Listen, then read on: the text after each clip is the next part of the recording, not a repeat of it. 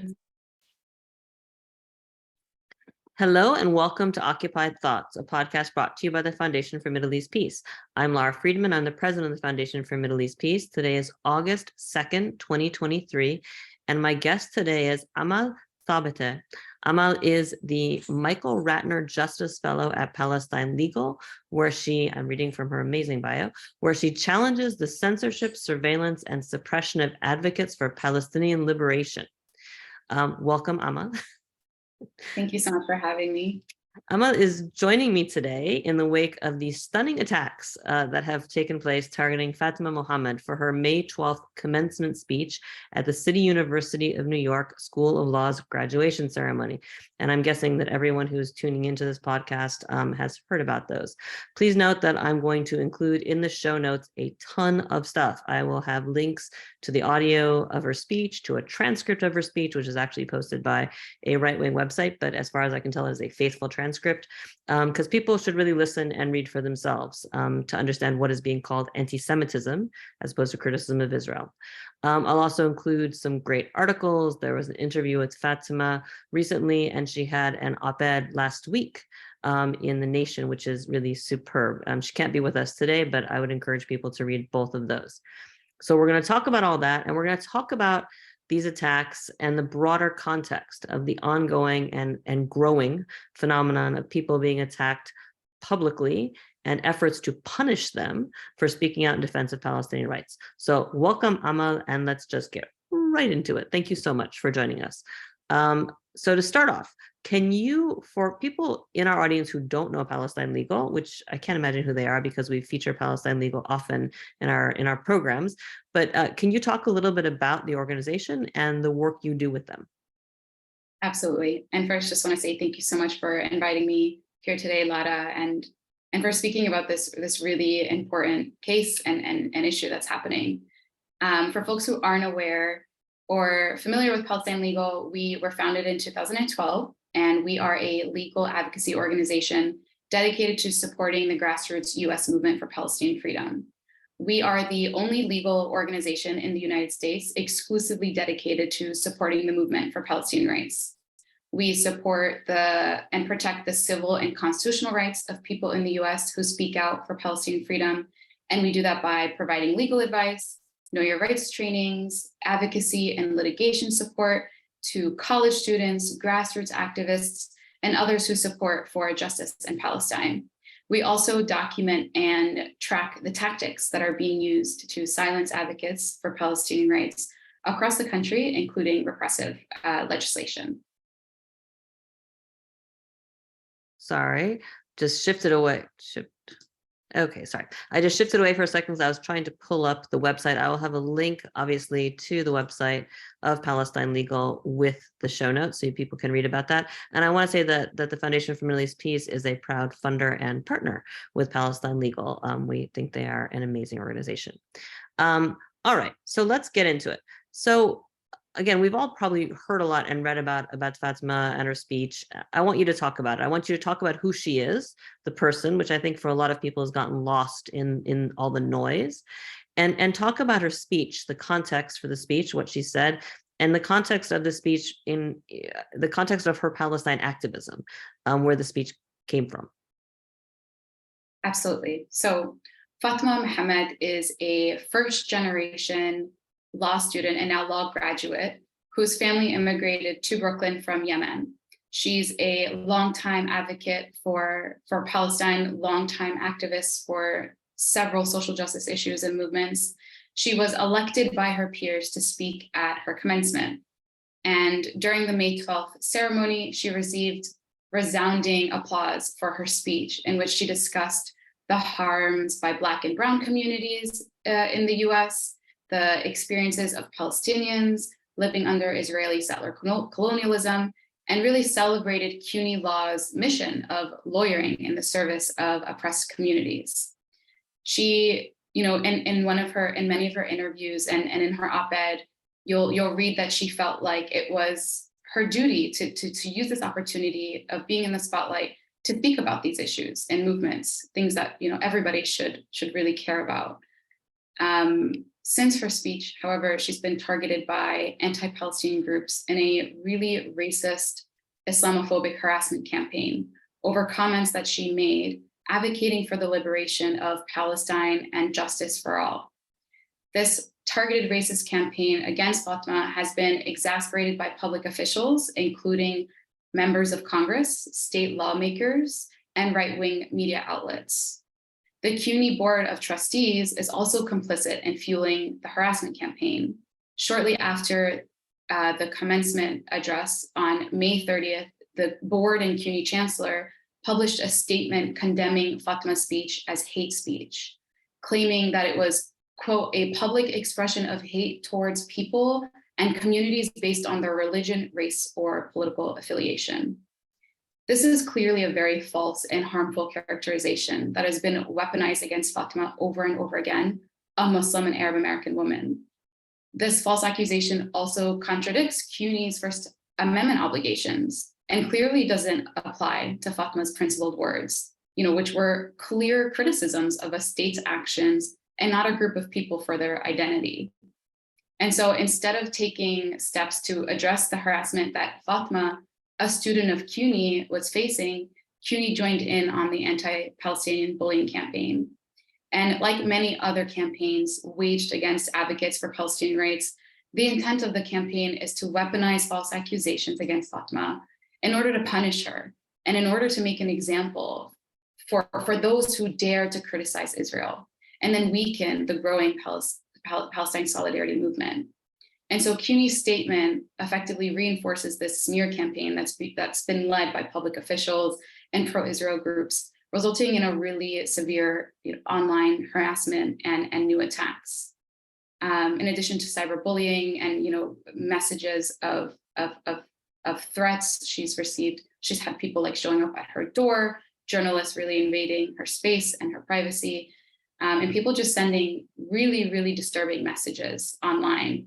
And so, this statement by CUNY and this broader harassment campaign is part of a broader pattern of censoring criticism of Israel's policies and discriminating against Palestinian students, speakers, and alumni across CUNY campuses.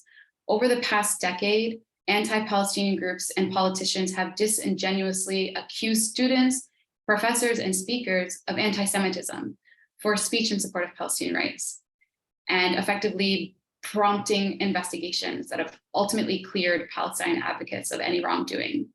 And so these attacks against Fatima are part of this widespread harassment campaign to shut down criticism of Israel by attacking Palestinians and their supporters. Since 2014, Palestine Legal has responded to over 2,200 incidents of suppression. So these attacks against Fatima really falls within this larger and widely criticized effort to silence students and scholars and advocates across the country. Thanks. That's great. I want to dig into a whole bunch of things that you said. And I think I want to just take a step back to something you said sort of middle in that, which is this is part of a broader assault, right? And I want you to talk a little bit more and situate the uproar around her speech with this broader assault. I think you used the words chilling effect. I certainly use the word chilling effect. And this effort to impose and maintain a Palestine exception to free speech, particularly on campuses, but not just on campuses.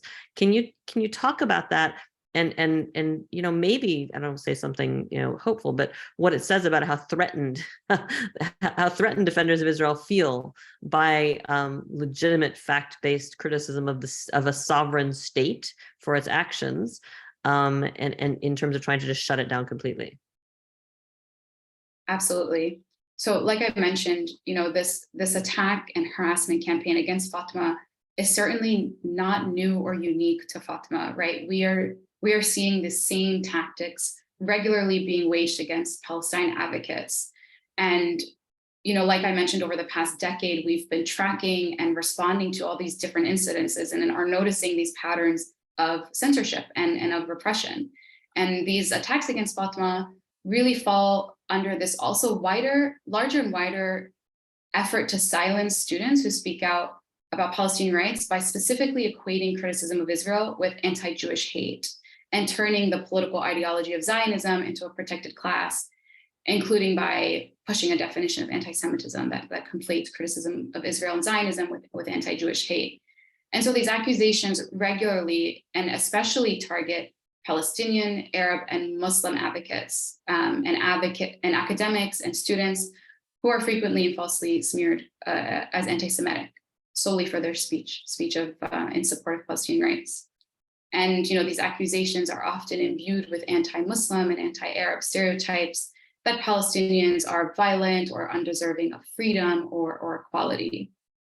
And these smearing and harassment and intimidation and exactly like you said, have real, not just chilling impacts, but have serious consequences on Palestine rights advocates.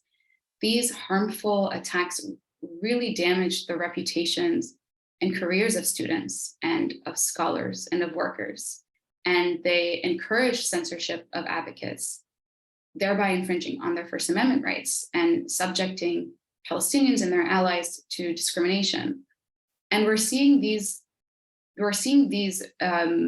consequences play out in real time with Fatima's case. After the CUNY statement condemning her speech, a New York City council member and right-wing anti-Palestinian organization have been calling on the character and fitness committees of the New York courts to find Fatima unfit to practice law and deny her admission to the bar. So we're seeing all the different ways in which these accusations of anti-Semitism not only really harm advocates' reputations, but go further to have severe consequences on their careers, on their educations and other opportunities in life. So all of that to say that what Fatima's experience is definitely not new or unique to her, and these harassment tactics and campaigns are part of a wider campaign to shut down criticism of Israel. Yeah, and I appreciate everything you just said. I wanted to add as background, both the Foundation for Middle East Peace and Palestine Legal have for years now been raising alarms about efforts to promote the adoption and enforcement of the definition of anti-Semitism that you referred to, which is known as the International Holocaust Remembrance Alliance working definition of anti-Semitism, which is more generally known as the IRA definition, or just IRA. And as we've discussed in many, many webinars and podcasts, including with colleagues of yours from Palestine Legal, this definition in its illustrative examples explicitly conflates criticism of Israel with anti-Semitism. And for years, as I've been talking about this, and I'm sure your colleagues, when we talk about our concerns about it being weaponized, people get very angry and push back. It's like, as if it's like theoretical. Well, how has it ever been used to harm anybody? And what we have here is, there are many examples. There's a long paper that was written by a group in Canada documenting this. The European Legal Support Organization has produced something looking at how IRA is being weaponized. But looking at Fatima's case, I mean, you can see it, right? To say that someone should not be allowed to join the bar in New York because they have violated, because they have committed acts of anti-Semitism based on this definition is exactly what we mean by weaponization. And it's incredibly dangerous. I also note that, since all of this happened with Fatima, we saw the kerfuffle on Capitol Hill, when a member of Congress, who not coincidentally probably in terms of being so widely attacked, is a woman, is brown, is an immigrant, and she used the word racist to describe Israel and was accused of many things, including anti-Semitism. And IRA was again cited as, you can't say this. There are things you can't say about the state of Israel.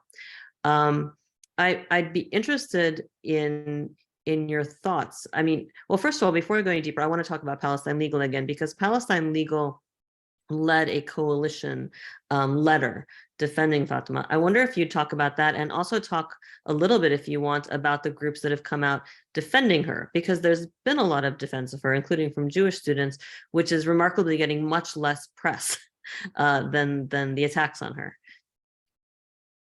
Yeah, absolutely. Like you mentioned, we led a coalition letter signed and supported by 13 different civil rights groups that calls on CUNY to retract the statement condemning Fatima's speech, to issue a public apology, and to recognize that opposition to the political ideology of Zionism is a stance for equality and freedom. And additionally, it calls on CUNY to hold trainings on anti-Palestinian racism, among other demands. Our coalition letter also calls CUNY's condemnation as hate speech of Fatima's substantive criticisms as an affront to Fatima, as well as all of those who are engaged in challenging these injustices, including her educators, her peers, and loved ones who all applauded her remarks. And the letter continues to say that there's nothing in Fatima's remarks that could be construed as an expression of hate towards any protected class. And the coalition letter also explains how CUNY's failure to protect and support Fatima is part of this broader pattern of censoring criticism of Israel and discriminating against Palestinian students. And we're seeing this happening over and over again on CUNY campuses. And there's definitely been an outpour of support for Fatima and an outrage of CUNY's condemnation and their false characterization of her speech.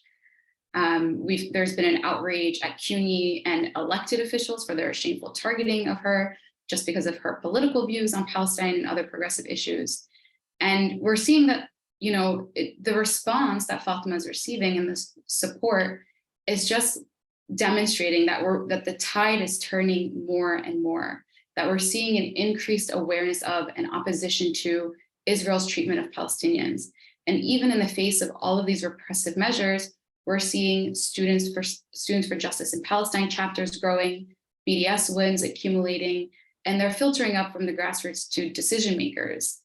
And I think this case is in the support that Fatima has been receiving on so many different ends. So not just from civil rights groups, but from her peers and from other organizing student groups on her campus who have written letters of support for her. Her professors have written letters of support for her, have shown that there's a growing solidarity movement in the US.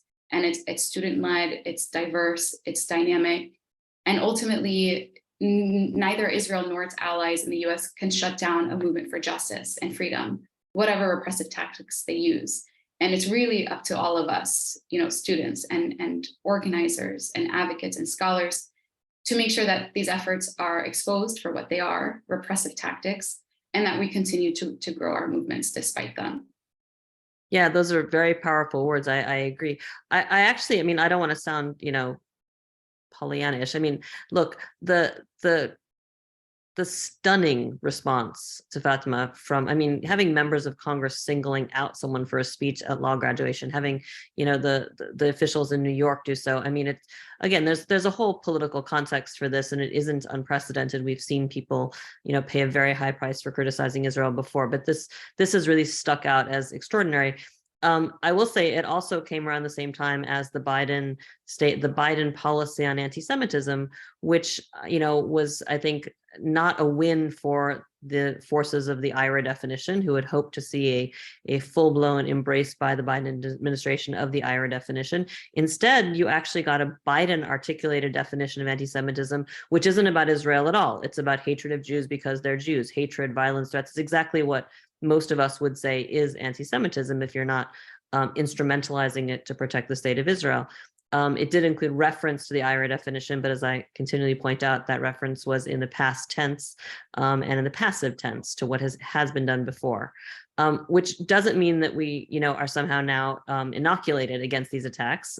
Clearly, the organizations that are taking the lead in fighting anti-Semitism, allegedly, in cooperation with the Biden administration, I note here the Anti-Defamation League and the American Jewish Committee in particular, put IRA at the center of their work. And the special envoy of the State Department for fighting anti-Semitism does the same. So it's still a major issue, and it's been coming up over and over. But on the positive piece of this, I think, and I'm curious, you sort of referenced it, but I'm curious what your thoughts are.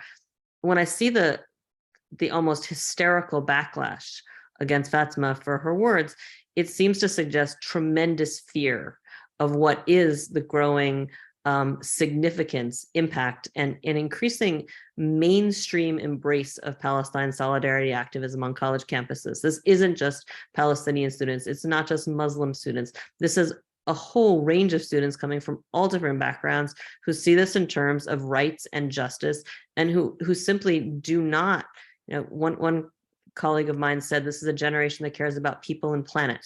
They aren't interested in making, exceptions for the things that are inconvenient politically for them and their beliefs. So, I mean, is that a point? You mentioned that, but I sort of would actually, we so rarely talk about anything positive. I'd love for you to go into a little more on what is happening at the grassroots level, particularly with students, which is making people so afraid. For sure. And I do want to pause for a moment and talk about IRA and the role that IRA is playing here, and the role that Israel lobby groups and Israel-aligned lawmakers are the way they're trying to set a precedent with Fatima's speech. Almost, less than a month after her speech on June 6th, Representative Gottheimer wrote a letter to the Department of Education demanding the defunding of CUNY School of Law on the premise that Fatima's speech constituted a violation of Title VI of the Civil Rights Act of 1964. And in his letter, Gottheimer references one of the distorted IRA definition's illustrative examples. And this attempt to apply this example to Fatima's speech, calling out Israel's crimes, is a perfect illustration of how IRA is being used to censor and how IRA is being used to punish advocacy for Palestinian rights, not to protect Jewish people. And let's just be clear for people who don't know. I mean, the examples that are most often instrumentalized this way, it is basically suggested that if you say that Israel is racist or its policies are racist, then you are unfairly denying the Jewish people the right to self-determination, notwithstanding the fact that the Israeli perspective literally denies Palestinians the right to self-determination, and that suggests that you can't criticize Israel at all, in effect. And secondly, the idea that you can't criticize Israel unless you're criticizing every other country that's guilty of bad behavior equally. I call this the all lives mattering of criticism of Israel. It is absolutely fine if you want to only defend Israel, but if you are someone who is focused on Palestinian rights and defending Palestinian rights, that is considered ipso facto anti-Semitism if you're not defending the rights of every other people that is facing similar things. It's quite an extraordinary logical formula they've come up with. Absolutely, and thanks for providing that additional context. I think it's incredibly helpful for folks in just like placing how the role of IRA, what kind of role it plays in these different cases. I think also this example specifically is illustrating how IRA's weaponization is contributing to a really dangerous erosion of First Amendment right to dissent on issues of critical public concern, and is an escalation of anti-Palestinian bias and discrimination. It also speaks to a larger effort that's being led by pro-Israel groups lobbying the Department of Education's Office for Civil Rights to adopt the IRA definition so that they use it as a guide when investigating Title VI complaints, a complaint that's frequently used as and weaponized against Palestine advocates. And then secondly, we also saw Republican Representative Mike Lawler introduce a federal bill to block US funding to schools that allow events where students criticize Israel. Again, this is speaking to the larger tactic that has resulted in hundreds of bills introduced in state legislators and the US Congress targeting Palestinian advocacy. Lawler's bill is an attempt to stem the tide of growing human rights activism for Palestinian rights in the US, particularly on college campuses, where students and academics have embraced boycotts and divestment initiatives as a way to peacefully pressure Israel to respect Palestinian rights. And as egregious these tactics are, exactly like you said, we're seeing them come more and more severe and escalate because there's a growing fear. We're seeing that Zionist groups and organizations are sort of coming to terms with the fact that like they are not winning the arguments on the merits. Their tactics are failing, and movements are growing, and allyships are growing. And in my opinion, I'm seeing that's why the tactics have escalated so much and are becoming more and more severe, because as support for Palestine grows, the opposition targets the advocacy more severely. because they're realizing that they are sort of losing control of public opinion. And for the first time in a very long time, there's growing support at a faster rate for Palestine than there is for Israel. Yeah, no, I completely agree. And there's some recent Pew polling that came out looking at support for Palestinians in Israel, which I think is causing quite a bit of heartburn amongst those who don't want to see grassroots support for Palestinian rights. Okay, so I want to ask you one more question. I wanted to sort of zoom back in on Palestine Legal.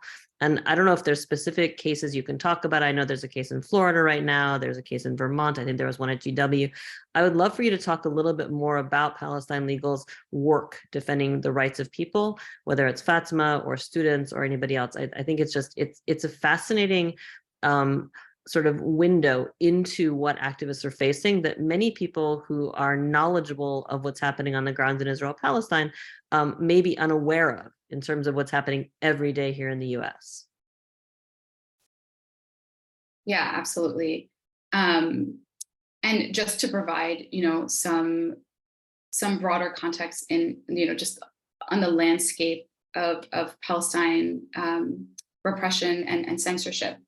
Last year, for example, Palestine solidarity activism was characterized by bold campaigns, particularly by students and faculty, to draw attention to the Palestinian liberation struggle and to invite concrete acts of solidarity from a growing community of allies. But routinely, this emboldened advocacy was met with vicious silencing efforts by Israel-aligned groups, which went into overdrive to undermine activists. We're seeing Palestine advocates persevering through and often overcoming, repression on campus in the form of increasingly aggressive disciplinary proceedings, censorship, condemnation from administrators. The list is long, as well as in the workplace and on social media by mobilizing grassroots support to defeat censorship and attempts of exposing the repression for what it is, which is an effort to shield Israel from accountability. And so just last year, we responded to 214 incidents of suppression of US-based Palestine advocacy. 70% of these incidents targeted students and scholars at 80 different colleges, universities, schools, and school districts across the country. So we are connecting with and advising and providing legal support to many activists across the country, particularly students and scholars and academics on college campuses. You mentioned Ahmed Raldiq's case. He is a student at FSU who actually his Title VI complaint was just recently opened after the Office for Civil Rights, hadn't responded or, opened the investigation for over 2 years. And so we're still waiting to see how the office will land with that complaint. And for folks who are interested, we actually did a webinar with him a couple of years ago. He was quite brilliant. You can find that on our webinar page. Sorry, go ahead.